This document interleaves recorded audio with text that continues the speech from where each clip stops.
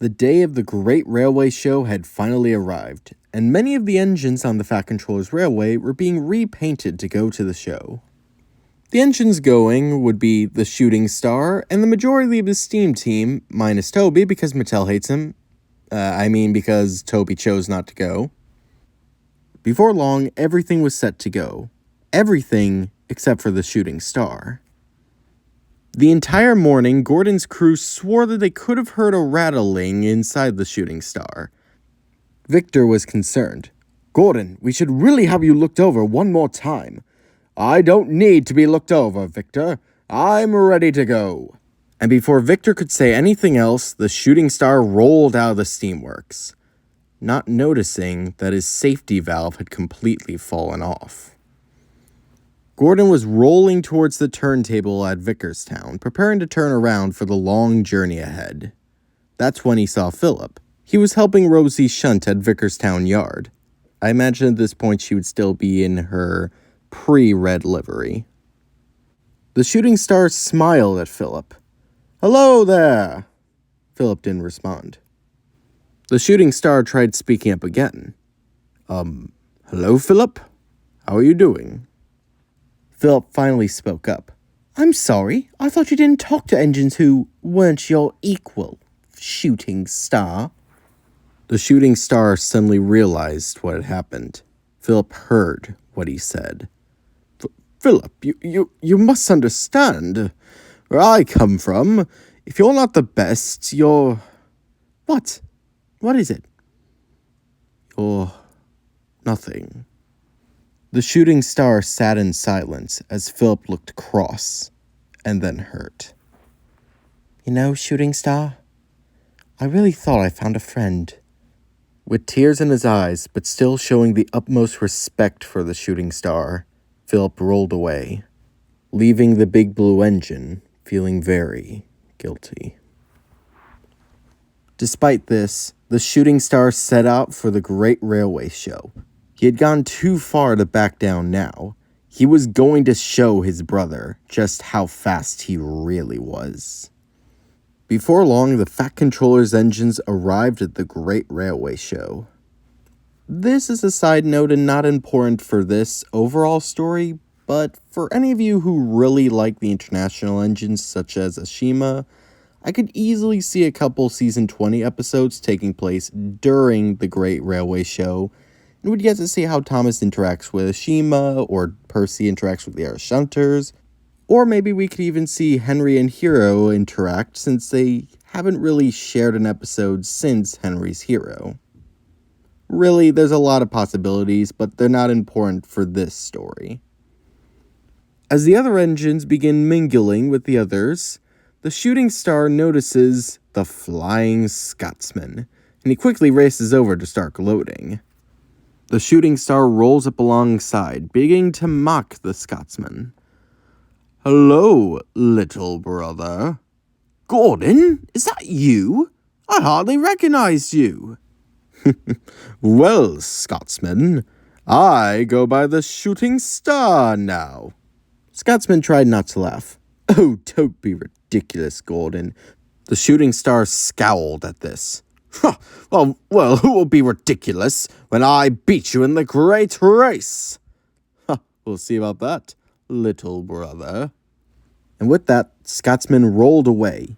You can hear clapping and photography in the distance, no one giving the Shooting Star a bit of attention in comparison to his brother, even with all of his new streamlining. This only gives the Shooting Star more motivation to finally best his brother in a race. Back on Sodor, the Shooting Star's missing safety valve is finally discovered. With no other engines available, Philip is sent to bring it to him. Bear in mind, Thomas is already at the Great Railway Show, so clearly he can't bring it to Gordon. Although the Shooting Star and Philip are having a bit of a falling out, the little box cab doesn't want the big blue engine to blow up.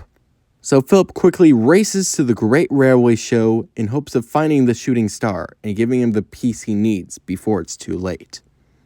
While he's searching for Gordon, I imagine he would bump into Vinny, which the scene would play out pretty similarly to how the original film did, with Vinny getting very annoyed at Philip and threatening to recycle him. Meanwhile, the shooting star is preparing for the great race. Alongside him is Etienne the Diesel Electric, Spencer the Silver A4, Axel of Belgium, and the Flying Scotsman. Good luck, little brother. I don't think I'm the one who needs luck. Just then, Philip arrives, trying to talk the shooting star out of the race. Shooting star! Shooting star! Philip, what are you doing here? Shooting star! Your safety valve! It broke off at the steamworks. You can't race. The box cab was clearly out of breath. He had been pushing himself to the limit, trying to get here before Gordon started. But the big blue engine wasn't having any of it. Look, Philip, I know I said things I didn't mean, but you're not going to talk me out of the race. There is nothing wrong with me. But shooting star! It was too late. The race began, and the shooting star took off like a rocket. Philip tried racing after the big engine, but it was only then that the little box cab realized what everyone else knew. He's too fast for me to keep up with. The scene the shooting star is coming through would play out nearly identically to how it does in the original film, since I felt that this was Gordon's strongest scene in the entire CGI series, and I want to keep it mostly intact. In this scene, despite a late start, the shooting star quickly caught up with the leaders and might have won the race, if he had his safety valve. But without it, his boiler began to burst. Before long, he began sputtering to a stop, with steam leaking out everywhere. Scotsman races by, looking legitimately sorry for his brother. And then, for the first time in this film, he shows compassion for Gordon, applying his brakes and backing up. Using a set of points, Scotsman reverses behind Gordon before shunting him forward along the line. Scotsman? What are you doing? Well, shooting star, please call me Gordon. Well, Gordon, I thought you should be allowed to finish your race. The two engines quietly rolled down the line, both trying to think of how to break the ice. Until... I'm sorry, Scotsman.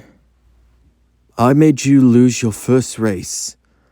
All because I wanted to beat you for once. Because I wanted to prove myself. Scotsman began to chuckle. This is hardly my first loss, Gordon. And, if anything, I've been trying to prove myself to you. I want to be important in the eyes of my big brother. Perhaps I was a bit too hard on you. And perhaps I should have given my little brother a little bit of slack. Before long, the two brothers reached the end of the course. Scotsman began to chuckle once again. What is it, Scotsman? Well, I guess you did beat me for once. You are crossing the line before me, after all. Gordon couldn't help but smile at this. But that smile quickly disappeared as he noticed Philip was no longer at the beginning of the course.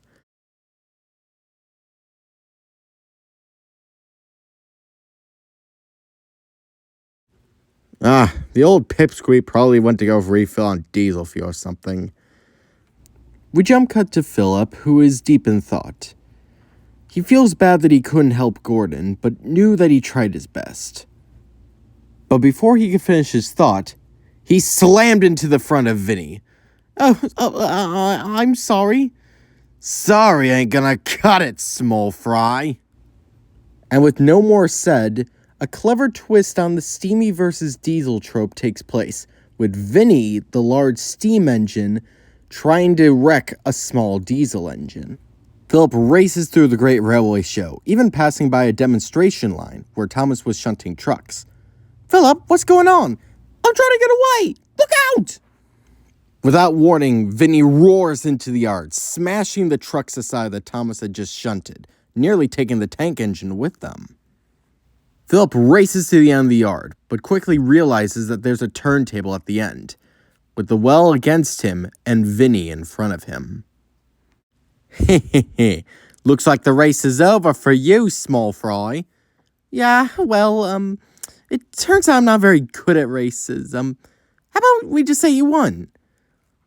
Vinny just smirks as he rolls closer and closer, when suddenly, the shooting star raced out of the corner of the yard, smashed into the side of the American engine, using its own momentum to send him off the line.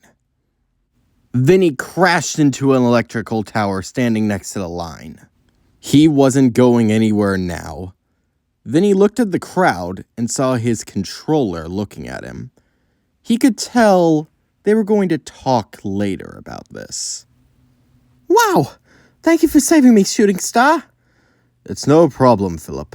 After all, you tried to save me first. And please, call me Gordon. Well, Gordon, I couldn't just let the grandest engine on the island just explode.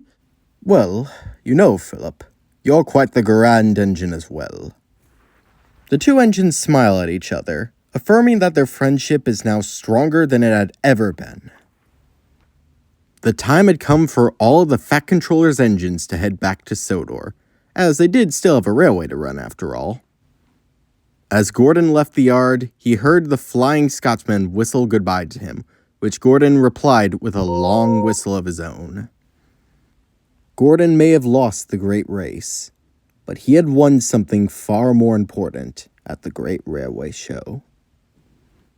And that concludes my rewrite of The Great Race, featuring If Gordon was the main character. Now, I'm not going to pretend that it's perfect. However, I do think it is more satisfying than the conclusion we get in the actual Great Race. We get to see Gordon vulnerable for once, since, in comparison to his brother, he's really not all that famous. So we see what he's willing to do to finally prove himself to his brother. Throughout the story, we also get to see Gordon and Philip's relationship go from a begrudging acquaintanceship to firm friends. And, as sappy as this sounds, the relationship we make along the way is more important than any trophy or victory. And with all that said, I hope you really enjoyed this rewrite, and I hope you have a good... Wait, no, I need to talk about the post-credits scene. Gordon rolls out of the steamworks, once again an A1 and no longer streamlined. He sees Philip in the yard. Hello, Philip. Oh, hello, Gordon. Would you like to race? Philip, I thought we were past this. You know I'd win. I don't know this time, Gordon. I think I'm ready for you. The camera pans back to reveal that Philip has commandeered the jet engine, which we know existed in the CGI series because Thomas mentioned it. Gordon begins to smirk. All right, Philip. On your mark, get set, cut to black. Okay, now with all that said, I hope you have a good day.